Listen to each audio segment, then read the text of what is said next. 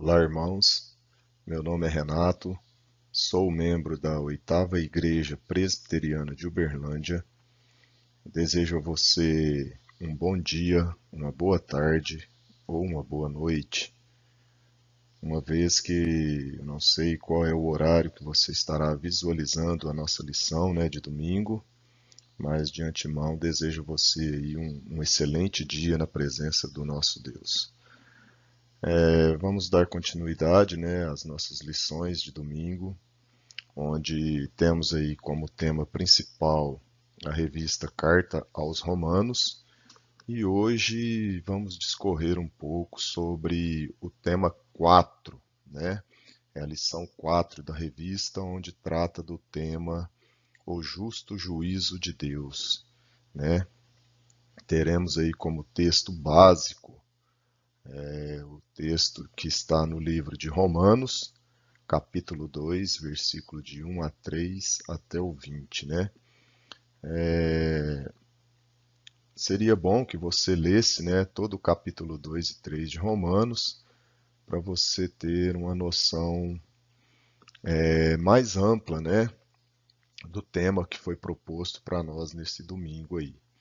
Então eu montei alguns slides em cima deste tema, Estarei discorrendo aí com vocês a respeito do justo juízo de Deus, né? O que é isto? A gente já tem bastante noção de que nosso Deus ele é o único justo, né? E é o único que pode exercer juízo sobre toda a criação, né? Então veremos aí nos próximos slides esse assunto com um pouco mais de clareza, né?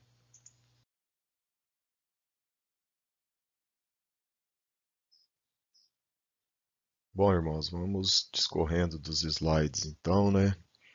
Toda lição ela tem um objetivo, né? Um alvo a ser alcançado. E a lição de hoje que vamos compartilhar aqui com todos, né? O alvo dessa lição, o final dessa lição, a gente tem que entender e saber por que os gentios estão condenados assim como os judeus, né? Temos aí a falsa impressão que os judeus, por ser um povo escolhido por Deus para ser o seu povo, ele leva alguma vantagem em relação ao gentio. Então a palavra de Deus está bem clara e nos diz que isso não acontece quando estamos falando de justo juízo de Deus, né? Ter uma compreensão mais ampla do justo juízo de Deus sobre todos os homens, né? Então veremos aí que Deus ele é o único justo quando tratamos do assunto julgamento, né?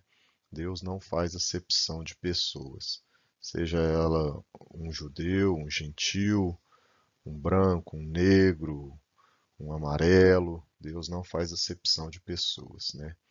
E quando tratamos aí de juízo, de julgamento. Veremos aí na palavra de Deus, nessa carta de Paulo aos Romanos, né? Trata bem deste assunto aí.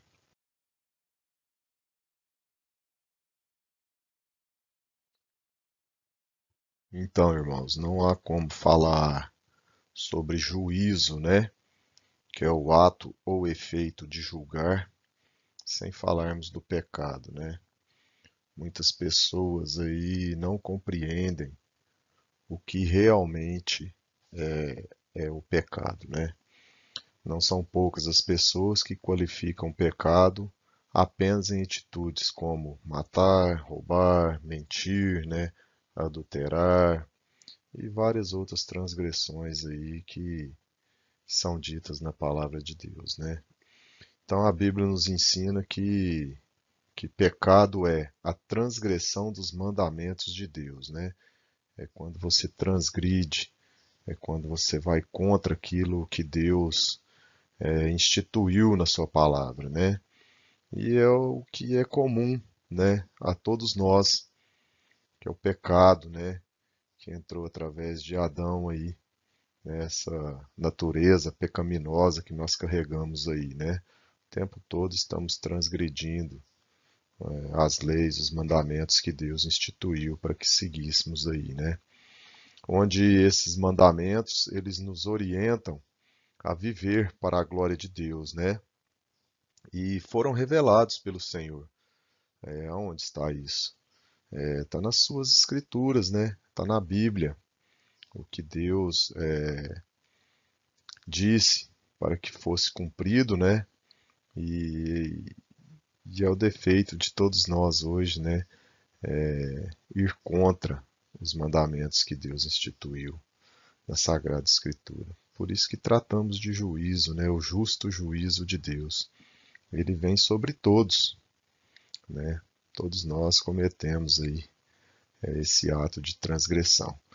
E lá em 2 Timóteo 3,16, fala um pouco, né?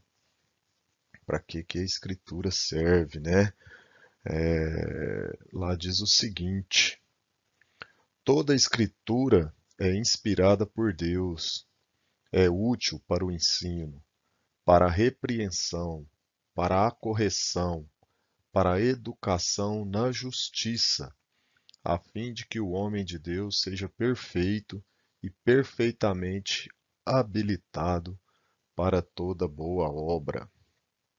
Então, para a gente ter sucesso aí, devemos, né, transgredir o mínimo possível, perseverar em cumprir, né, o que Deus nos deixou como mandamento aí. Veremos mais um pouco aí deste assunto nos próximos slides aí.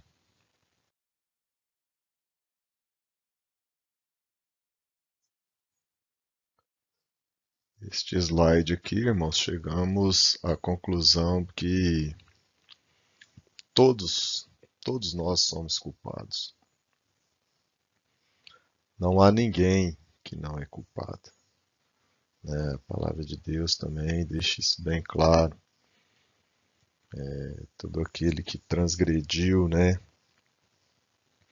a palavra de Deus, ele se torna culpado. Por que isso? Na queda, houve separação entre Deus e o homem, né?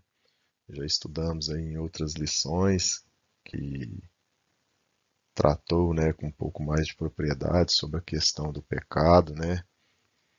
Lá no jardim, quando a serpente conseguiu enganar Eva e Adão, né? Então sabemos que ali houve a ruptura, a separação. E a partir deste momento nós já começamos a transgredir, né? A lei de Deus. Quando você foi feito, eu e você fomos feitos para glorificar o nome do Senhor, né? A todo tempo. Quando o pecado entra ali, já há uma transgressão, já há uma separação entre Deus e o homem. Nisto ocorreu a depravação total do ser criado e seus descendentes, né? Todos foram manchados pelo pecado original de Adão. E a palavra de Deus ela é muito clara, né? Como a gente pode ver aí ó, em Romanos 3:23, pois todos pecaram e carecem da glória de Deus. A palavra todos aí não deixa ninguém de fora, né? Quando fala todos é porque é todo mundo mesmo. Então, se você se acha santo, eu tenho uma notícia grave para te dar. Você também é culpado, né? Eu sou culpado. Todos nós pecamos e todos nós carecemos da glória de Deus. E em Romanos 6:23, né? Traz lá, ó, porque o salário do pecado é a morte. Então todos nós também passaremos pela morte, né? Esse é o salário do pecado.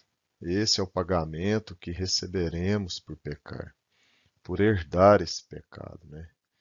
Então veremos a seguir aí que todos nós seremos julgados também. E como Deus, ele é justo para poder julgar, né, todas as causas.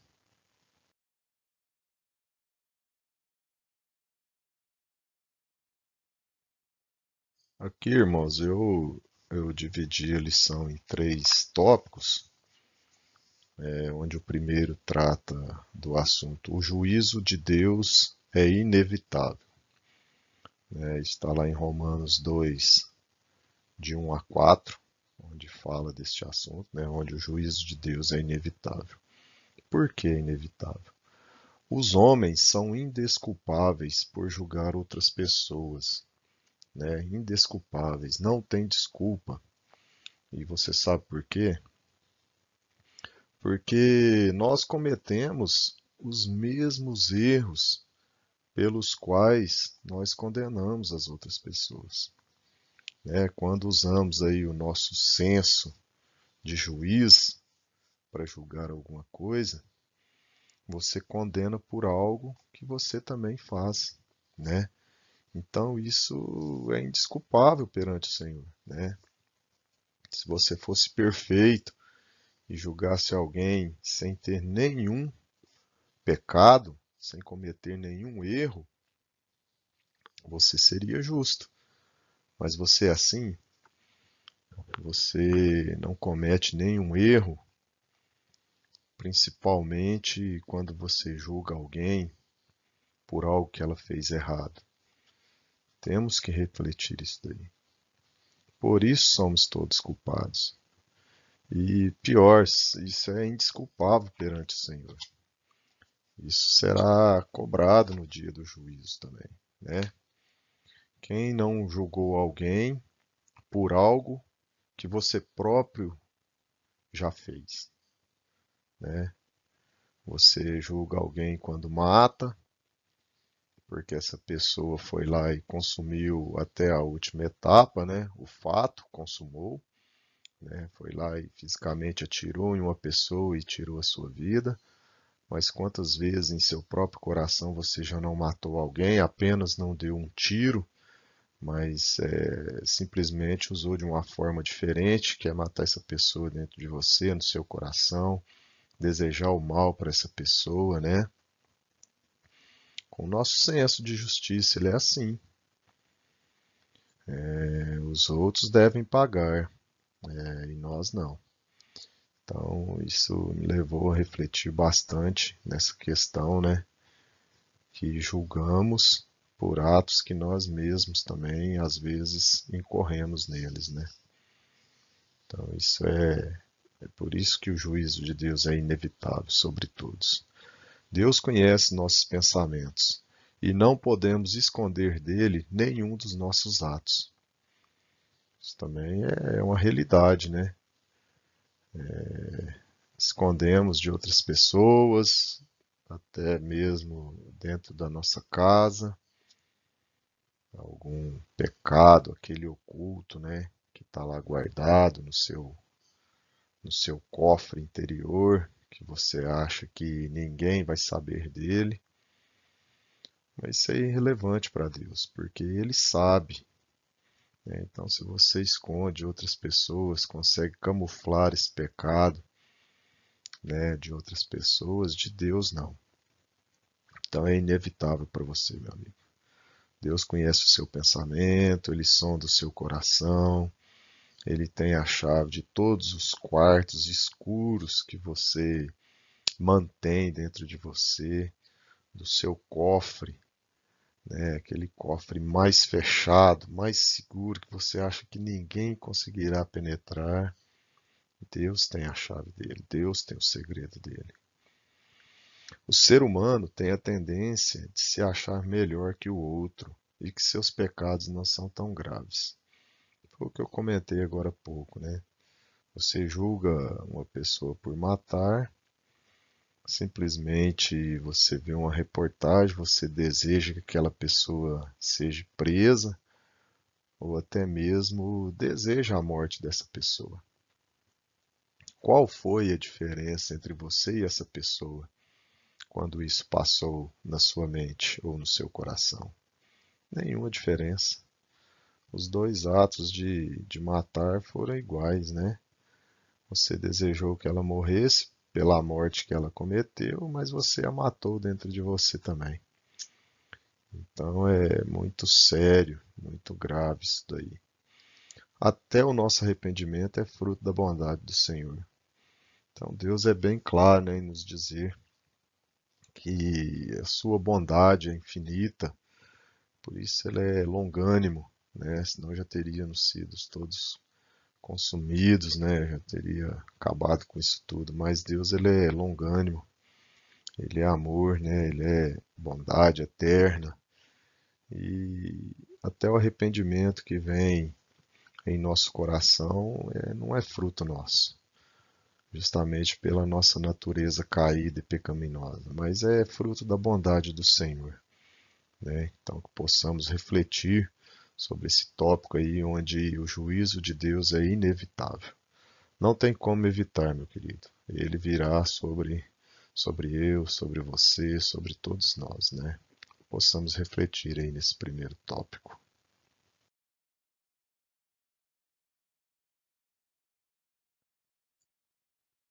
Bem, irmãos, aí no segundo tema aqui, ele está com o título de O Juízo de Deus é Justo.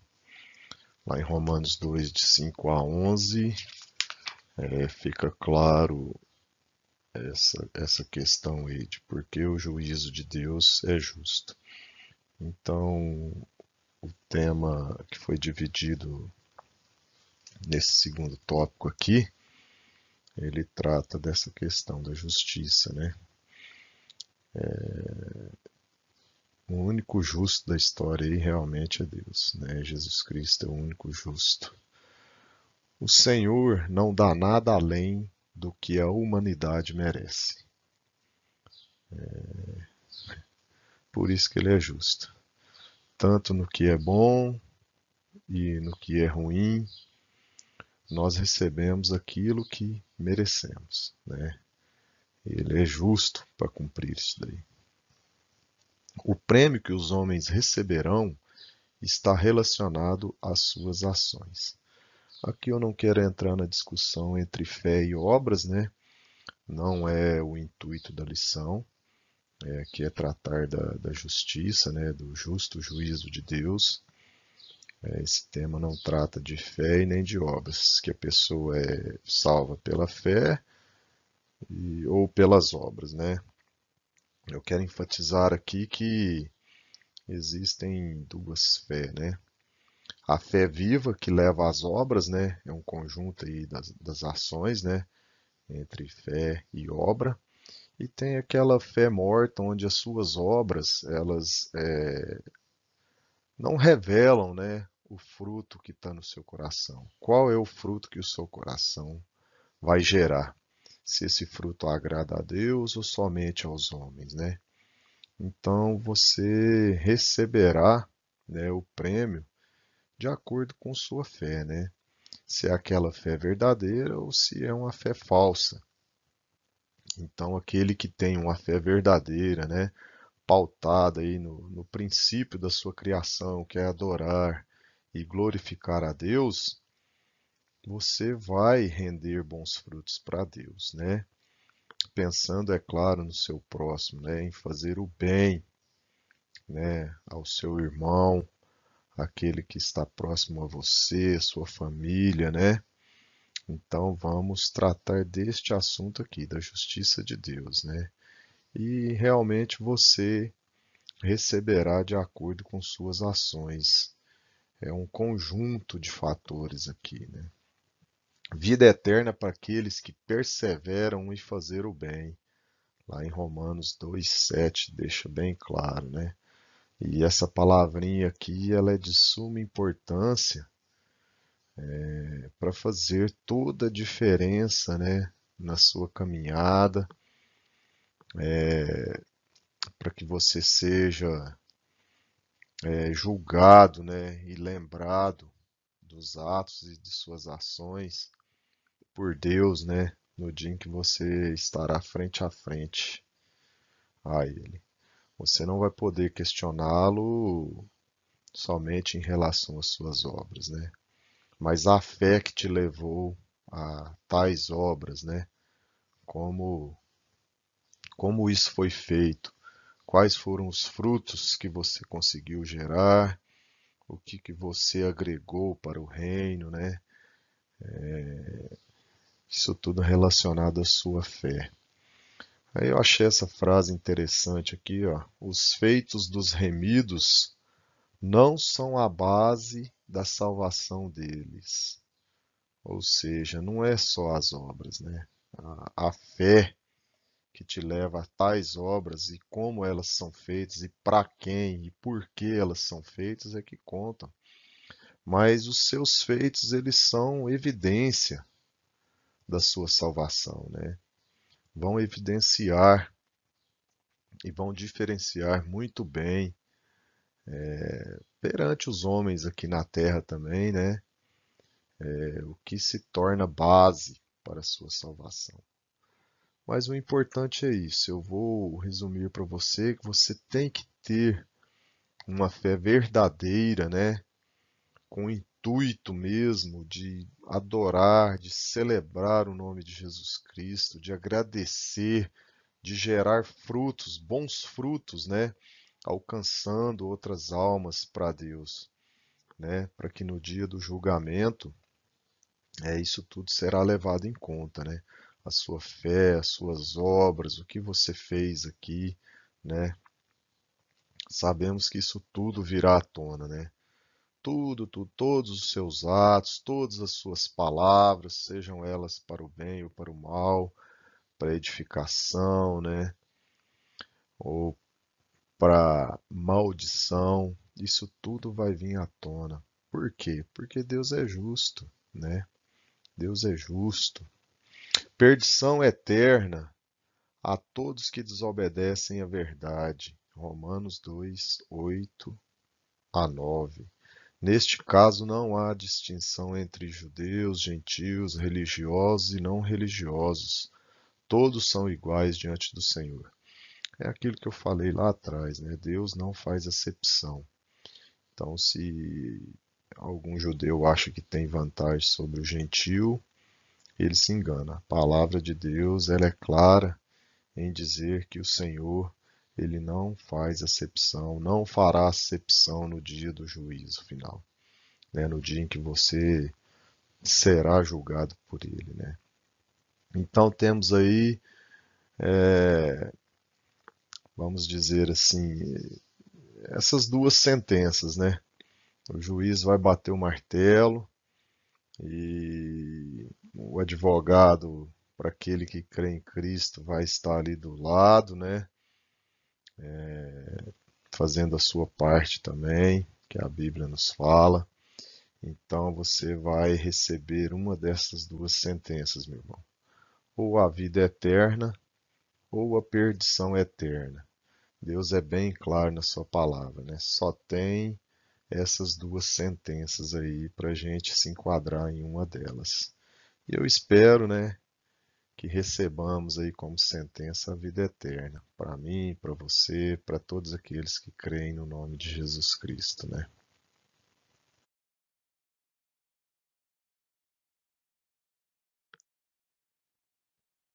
Bem, irmãos, o último tópico aqui tem como título, né, o juízo de Deus é imparcial. Podemos verificar lá em Romanos 2, do versículo 12 ao 16, essa imparcialidade de Deus aí. Aprendemos nas Escrituras que Deus é santo e justo, né? Isso é fato, e imparcial.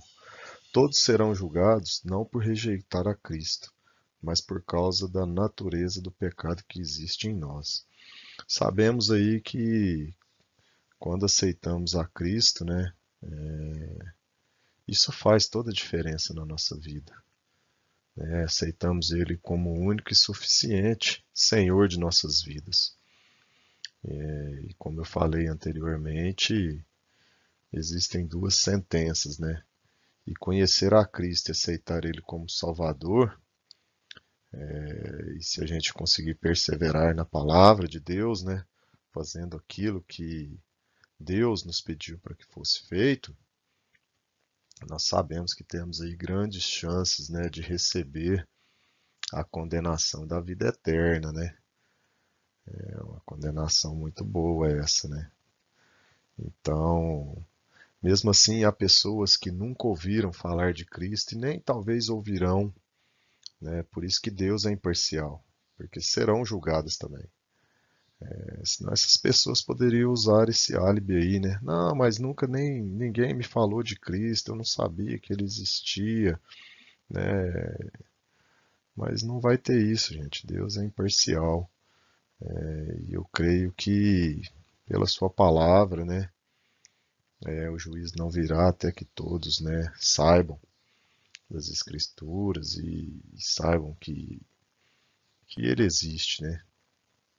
Então, que possamos, né, cada dia mais professar a Cristo como Salvador mesmo, o único Senhor de nossas vidas. Possamos perseverar na Sua palavra, né?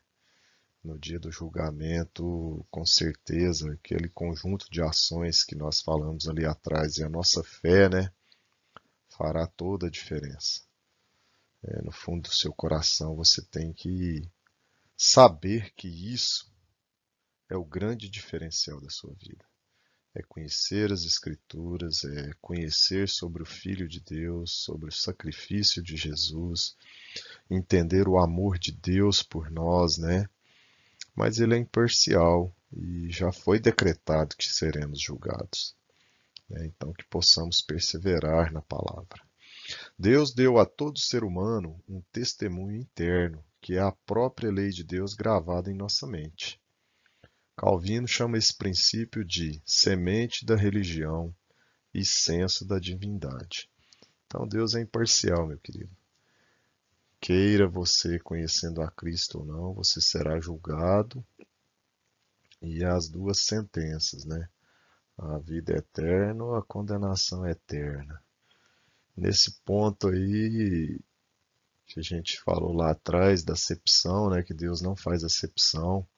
Quando a gente toca no assunto que o judeu se intitulava, né, povo de Deus, mas envergonhou também o nome de Deus. O povo lá fora blasfemava Deus, né, em virtude disso daí. Porque os judeus eles tiveram os profetas, né, para falar, para trazer a palavra de Deus, né? E isso levou eles a acreditar que eles teriam vantagem. No entanto, Deus, na sua palavra, diz que isso não fará diferença nenhuma. Por que não fará? Porque os judeus, eles tinham, né, eles conheciam a lei, mas não viviam essa lei, né? A gente viu aí em vários episódios na Bíblia aí que falavam muito, tinham tudo na sua mente, todos os mandamentos, mas não viviam aquilo. A sociedade não via isso no judeu. Então, por isso que Deus não faz acepção e o judeu, ele não vai ter vantagem nenhuma, meu querido, sobre o gentio, né, no dia do julgamento. Então, que possamos ter isso em mente, né, continuar perseverando na palavra de Deus.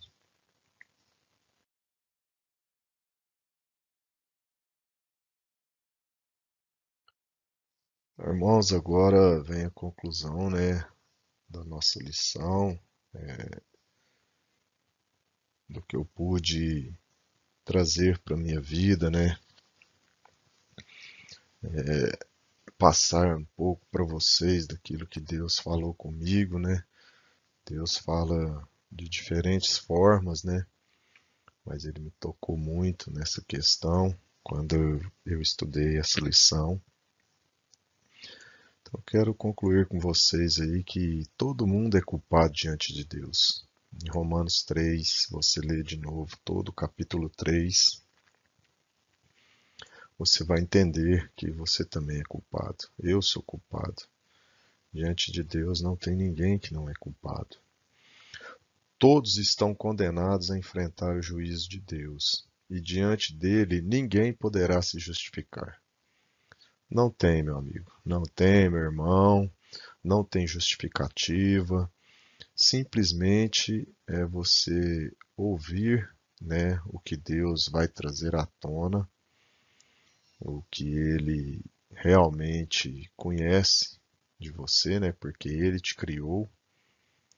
Então ele vai trazer à tona, ele vai deixar isso muito claro para você, né? E seremos julgados. E Verdade que não tem desculpa, não tem justificativa para nada. A nós cabe escutar o veredito, né? E ouvir ali o bater do martelo. Ou a vida eterna ou a condenação eterna, né? Ou o céu ou o inferno. Essa é a verdade. Todo homem está condenado, mas existe um caminho de salvação chamado Jesus Cristo. É o que eu falei para vocês anteriormente. Isso faz toda a diferença. Nenhum outro fator a não ser este e a perseverança na palavra em cumprir os mandamentos que Deus deixou fará a diferença no dia do juízo, meu irmão. Então, que você tenha isso em mente, que você se agarre a Jesus Cristo, a palavra de Deus, que você se arrependa dos seus pecados, que você reconheça a sua condição completa de perdição, né? E a grande pergunta que eu te faço hoje é se você já entregou a sua vida a Cristo. Se você não o fez, meu irmão, pense, mas pense rápido. Você não sabe o dia de amanhã, você não sabe o que vai acontecer com você nos próximos minutos, mas tenha certeza que isso fará toda a diferença no dia do juízo, né? Aceite a Cristo como seu Salvador de forma genuína, com o seu coração arrependido, com a sua mente aberta para entender o que Deus nos deixou na sua palavra. Leia a Bíblia, medite mais na palavra de Deus, né? Se aproxime mais de Jesus Cristo, né? É isso que eu queria deixar com você, meu irmão. Eu vou fazer aqui uma oração, agradecendo pelo dia, pela palavra, né? Que Deus abençoe a sua família, a sua casa, o seu dia, a sua semana, viu? E que possamos compartilhar um pouco mais da palavra de Deus, né? Que você fique ligado aí, né? Antenado nos canais, né? Que a igreja proporciona para você, as lições, as lives, né? Que estão acontecendo aí. Você possa se inteirar, né?